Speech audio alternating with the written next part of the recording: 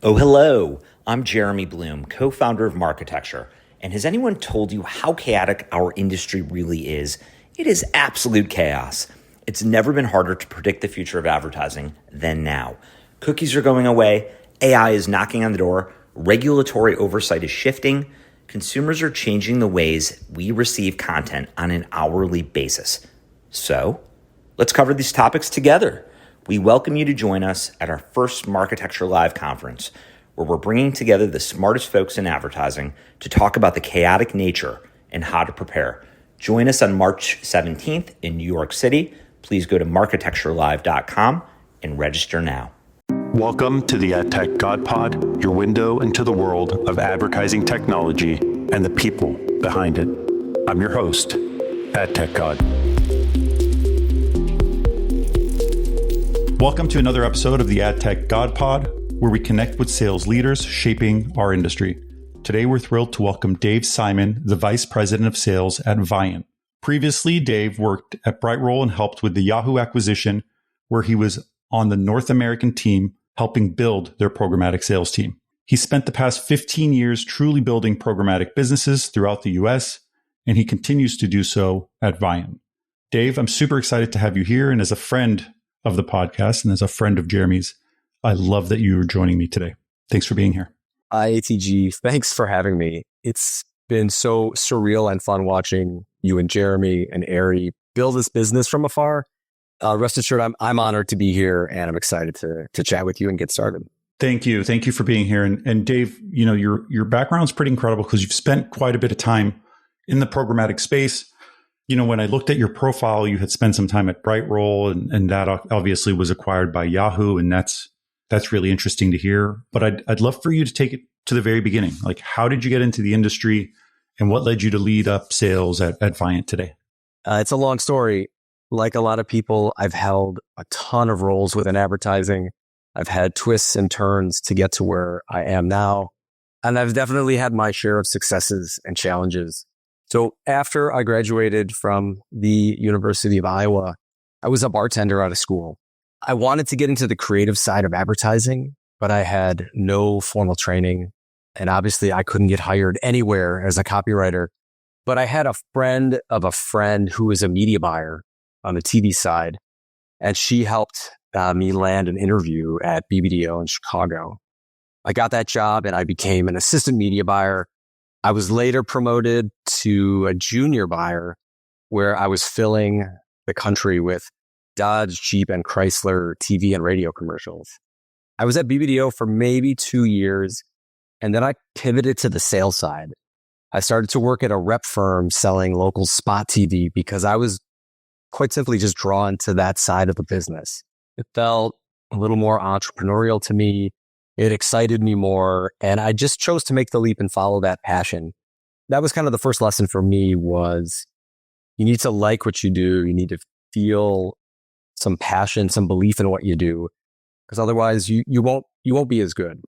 And now admitting this 100% ages me, but I'll say that my goal at the time was to sell network TV.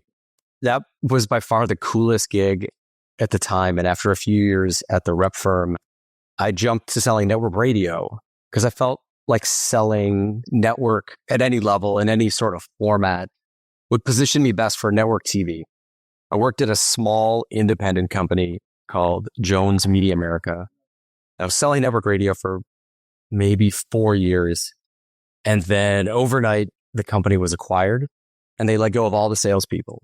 This was a super scary experience for me because while I was earning a decent living, I wasn't saving anything.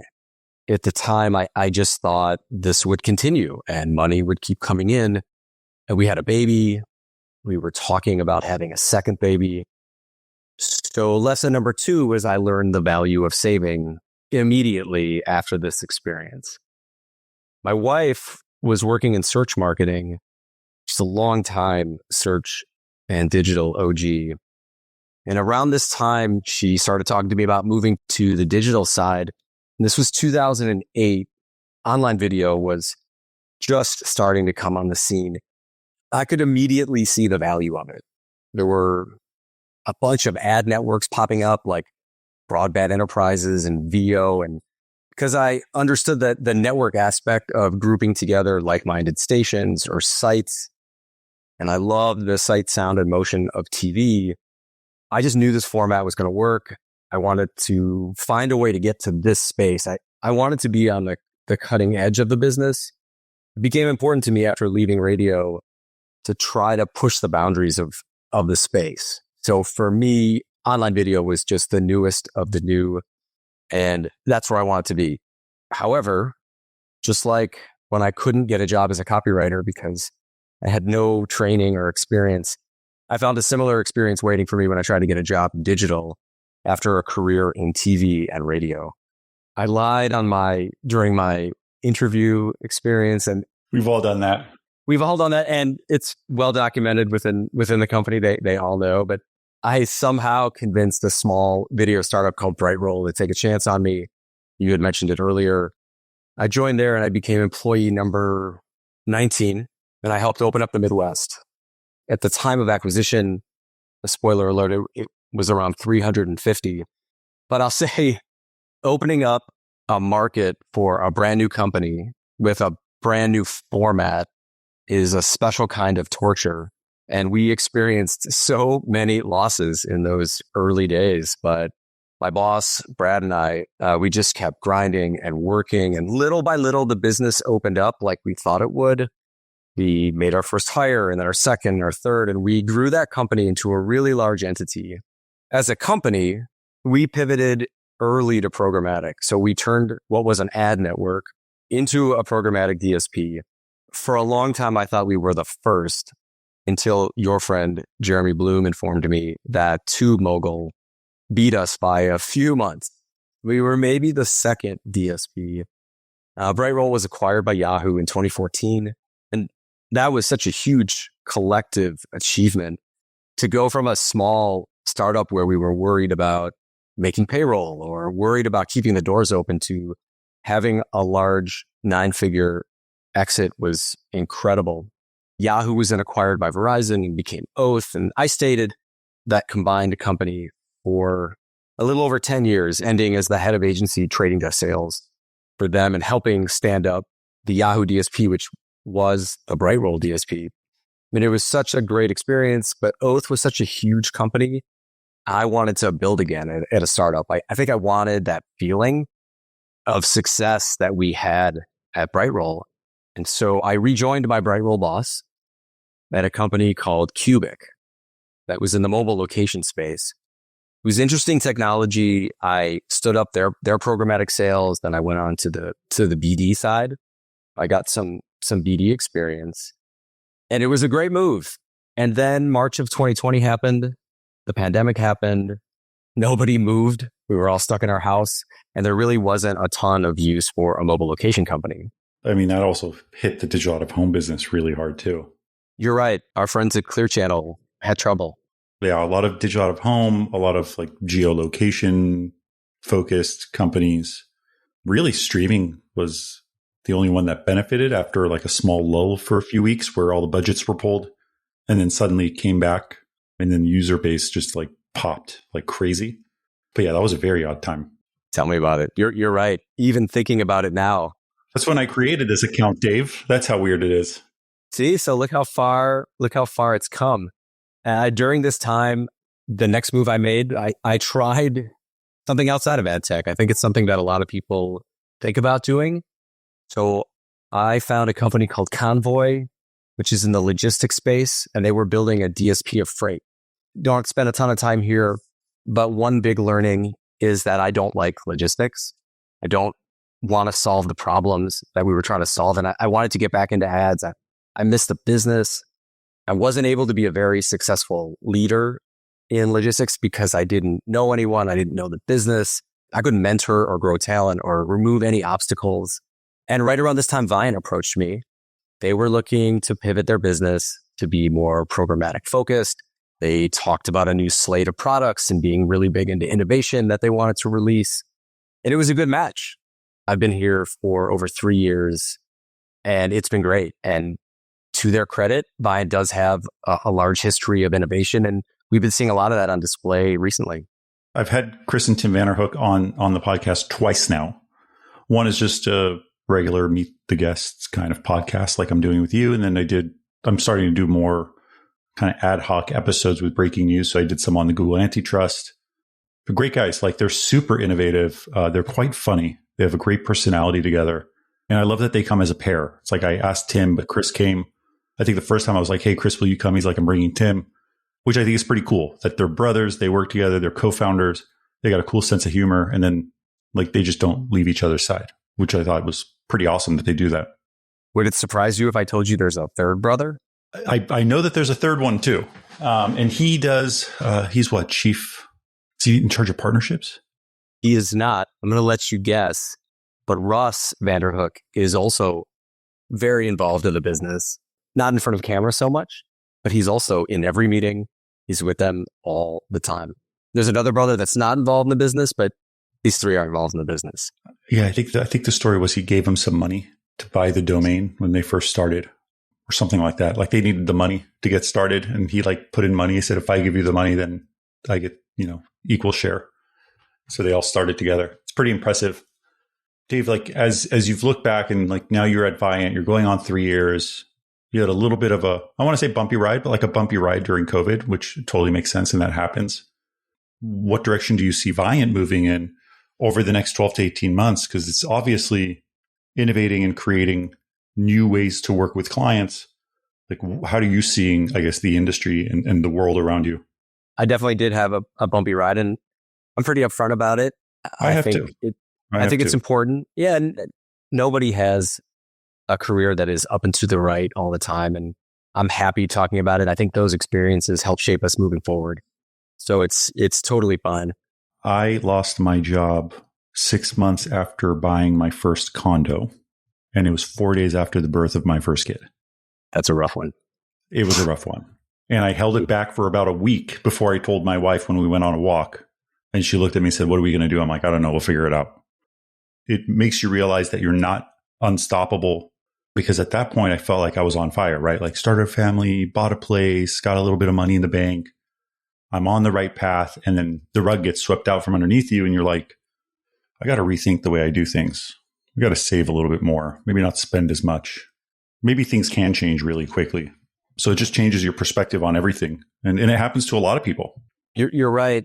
When I had my first layoff during the radio time, I thought the money would just keep coming in. I didn't think about saving, but the combination of getting let go, which happens to so many people, and having children gives you a level of resolve and grit and humility that it has probably been beneficial for both of us over the span of our career. It's not talked about a lot because I don't think people want to admit that these things happen, but I mean, they happen. And a lot of times it's out of your control. Sometimes there's, like you join a company, you don't feel like you're a good fit, you kind of disconnect, you underperform, and for whatever other reason you leave or they ask you to leave. Like that happens. Like you're first on the chopping block when layoffs happen because you just didn't perform. Like that's totally normal. I think that's happened to everybody I've ever spoken to. They're like, not a good fit. So I don't like it. I'm going to look for something else. It totally happens. But I think it gives you the grit and the drive to realize that, I can rebuild again and do this again. I just got to get my feet on the ground and start sprinting. A little faster than most people would like, but you just have to work hard and just do it. You're right.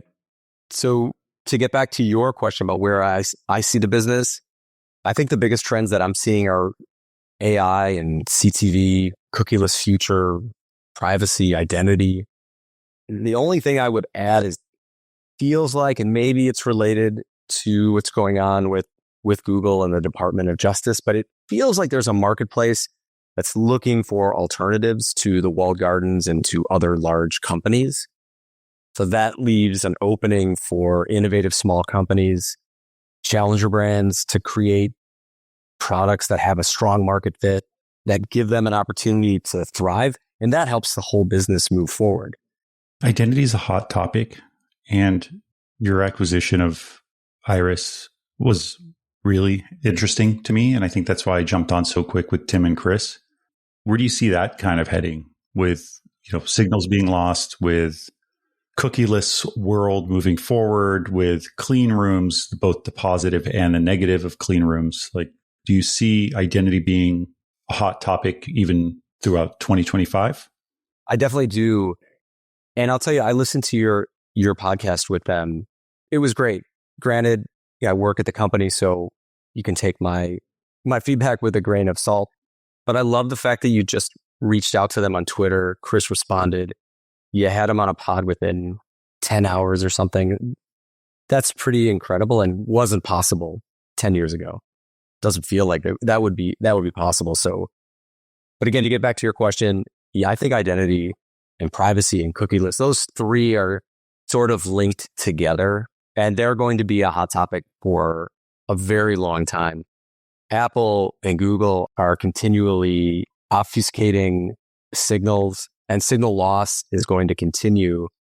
And marketers that want to understand the return on ad spend will need to turn to publishers and partners that have first-party data and that have first-party identifiers that are present within a cookieless bid stream. And this is where the business is going. And that's why Viant purchased Iris.tv. They have an identifier that is able to understand signals within a CTV environment. I believe that CTV is going to be a major growth driver for the industry moving forward. No, I wanted to ask you, like, that was actually going to be my next question, which is, do you think connected TV will continue to scale and grow the way it has been over the last few years? Or is it like, are we reaching that like maturity point where it's, the growth has obviously been really impressive for 4 or 5 years. Ad spend continues to grow quickly, and now it's a maturing market, or do you think we're still early on? I think the growth of fast players, I listened to the Tubi pod that you had on with Tyler. He had a very interesting point of view on the topic. The growth of Netflix ads is going to dump a tremendous amount of ad load into the ecosystem. And just the continued viewing patterns from linear to CTV, to me, show that this market still has a long way to go. The growth has been substantial, but really the understanding and the ability to measure has not kept up with the demand. And when we can start to increase the amount of targetability and measurement within the space, then I think you're going to see growth actually improve. And that's the goal of a purchase like this, is to do. That's the true unlock. I think the general ad spend across connected TV is growing as a hot median. Like, this is great. CTV is great. It's TV, but, connected differently, but similar user experience. I think when we can actually deliver on what we promise as a digital solution to these brands, which is, the improved targeting, the improved measurement, backing it out for better, return on ad spend, I think that's when we'll see the boom, because I think it's the writing's on the wall for linear. Like, it continues to be a big piece of the industry and always will be, or will be for a long time. But CTV is really scaling fast, like really taking a cut out of budget and user base. It's where everybody spends their time. I mean, I stream everything. I haven't had cable TV or a satellite box like my parents do for 10 years now. So, I mean, this is all I do is stream. You've had no cable for 10 years? I want to say I started with a box called Sling. I think it was actually the original Sling TV box, which was like, you would buy it, you'd plug it in, you get all the channels. And it was like an own independent little box that you would plug into your TV. And I don't even know if it was something that you just bought online at the time. Wasn't that the product that allowed you to watch your TV in another location? No, that was called Sling Box. Yes. I think this was the original Sling TV. But it was basically... You could see where my confusion was. Okay. Yeah. So basically what it was almost like it would stream linear TV over this device. It was almost like somebody had a video camera pointed at a TV screen, and you could stream it. It was like the early days. And if I remember the name, I'll actually send it to you. But it was similar to like the little dongles we have now with Sling or with Roku. And I'll try to find the name and actually find if I still have the little unit that you plug into. It was pretty pioneer. Pretty early days. And then I finally pulled the full plug across the house. So that was what I mostly had in one room. And then the other room was cable. But I've been streaming for a long time because you got access to everything through it. And it was like a one-time fee of like $100. You're right. We don't use our cable, and I keep it I don't know if my wife and I are just afraid to pull the plug on it, but we pay a lot of money to Comcast and don't use it. I stream everything now, but I think I mentioned on a prior pod, I feel like I'm paying more because I'm subscribed to like everything. Paramount, Netflix, Hulu. I'm a big user of Sling TV. I still find them to be the easiest user experience, but I use everything now. And now I feel like I pay a few $100 a month, and I think it's basically the same price as cable. Right. Better content and easier to find. And I know we both have kids, and I'm assuming your kids don't watch anything that's not streamed. My kids only stream, and they refuse to get off of Roku. They refuse. I tried getting them on Apple TV. They wouldn't do it. They're like, we like the remote. And they're just comfortable with the user experience. So that's what we do. We just have the, whatever, the 4K device. And that's what they stream on. Got it. Dave, we've talked about streaming, kind of the direction of Viant and the direction you guys are heading in. You guys obviously have integrated a lot of AI into your solution. But what is like the one thing that kind of keeps you in this industry? Because you obviously tried to leave. Well, not tried to leave, gave it a shot. I gave it a shot. Yep, you gave it a shot and you came right back. But what do you love so much about the industry that keeps you here and keeps you focused on, I guess, growth in your career in this space? I think it's the pace of change. I think having an industry that is both competitive yet so social is also very in line with my personality. I'm in sales. I am a very competitive individual, but I'm also an extremely good team player, and I'm very social. I love that aspect of the space. I love the fact that in my network, there are friends on all sides of the aisle, and we communicate and help each other out when we're down. Even though we're competing against each other for dollars, the human aspect of this business, I think, is what drives me. Ad tech is a technology driven by humans and human interaction. It's a people-driven business, regardless of what people want to say. And I just think between that and the pace of change, the fact that we're talking about AI right now, and we're talking about actual products that are being released related to AI, when this wasn't even a thought 5 or 6 years ago. The fact that we're focusing on all of the CTV inventory, which wasn't available within a DSP when we started this, these changes are very large and they keep the business interesting. And it also keeps it so that you're constantly learning. If this was a job or an industry where you had it figured out from, after 1 year and then nothing changed, I think it would be pretty boring. I don't see how you could have the motivation to keep growing and trying new things. But in our space, changes every week. Yeah, we're constantly learning things, and you're constantly forced to ask, like, raise your hand and say, I don't understand this. Can you explain it? So I would say those two things, between the people and the pace of change, that's what keeps me motivated and keeps me in the space. I've always been a big reader of content, and that's kind of where I got my information and stayed up to date. And that's been something that I've been pretty adamant about doing just for my own, improvement of industry knowledge. Like, I always read the trades. I obviously ask people I work with in my close trusted circle that I would ask questions to, that I felt that they wouldn't judge me. And I think with creating this ATG brand or persona, it's forced me to read more, even more than before. But what's nice is I get to ask questions, and it seems like nobody ever really has the exact right answer.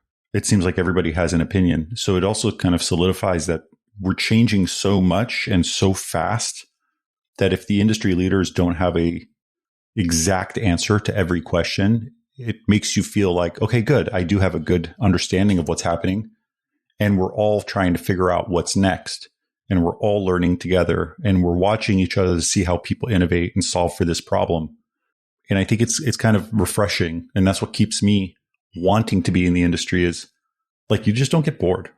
Like, it's constant learning, and it keeps you sharp, and it keeps you on top of things. That's personally why I'm here. You're right. And you bring up an interesting point. You have all of these industry leaders pontificating about the direction they are sure this space is going. And we're all wrong. We're all wrong so often, because we all thought, the year of mobile was 10 years ago, and then it was 5 years ago. And we're so sure that cookies are going to go away, and then they're not. there's just so many disparate bodies in this space, but I do find it fascinating. It's a fascinating space. All you need is one disruptor. All you need is one regulation change. All you need is one person who pops out of nowhere with a solution that kind of throws everybody into a tailspin because they've knocked it out of the park with what they're doing. And that changes everything. That changes your product roadmap. That changes the way you package your product. That changes the way you expand on your business. Because it's so fast, it changes incredibly, incredibly fast that like you have to pay attention or else you're very quickly left behind. A really interesting example of that is when the agencies pivoted to launching their trading desks. There was an ad network business that was flourishing in 2010, 2009, 2010. And then the rise of the trading desks happened. And I remember the third quarter of 2010, I think it was the worst quarter I have ever had in the history of my career because all of the business that we had went to the agency trading desks and nobody was prepared for that in our company. And I don't think many people were prepared for that at the ad networks that we were competing with.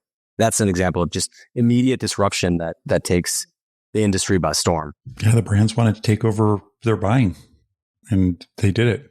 It's interesting to see where things are heading. I mean, there's a lot of DSPs such as Viant and all the others in the market that continue to innovate. And it's just interesting to see how the, quote, Lumascape changes over time and how things merge into one or things move their location. We've got a fun few years ahead of us, and specifically in the connected TV space. I think it's going to be a fun ride. I agree. I'm looking forward to it. Same here. I love this stuff. I'm like a total nerd. I read this stuff all the time. I'm way too into it, I think. But Dave, I want to thank you. That actually brings us to the end of the podcast. And I want to thank you and the team at Viant for having you here today. And I really enjoyed meeting you. I did too. I enjoyed the experience. It's nice to meet you. I had a lot of fun. More fun than maybe I thought. And I appreciate the invitation. Happy to come back. Nice casual chat, Dave. I just want to meet you and get to know who you are. So I really appreciate you taking out the time. Yeah, you bet. Good luck to you and the rest of your partners. Thank you. Thank you, Dave. Thanks for tuning in to another episode of the Ad TechGod Pod, a podcast for the people, about the people. Stay connected with me for more insights, trends, and interviews in the realm of ad tech. Don't miss out on the latest updates, so follow me on X, Instagram, and connect with me on LinkedIn. Don't forget, ATG Slack community has insights, networking opportunities, and jobs. Keep the conversation going and stay at the forefront of ad tech innovation.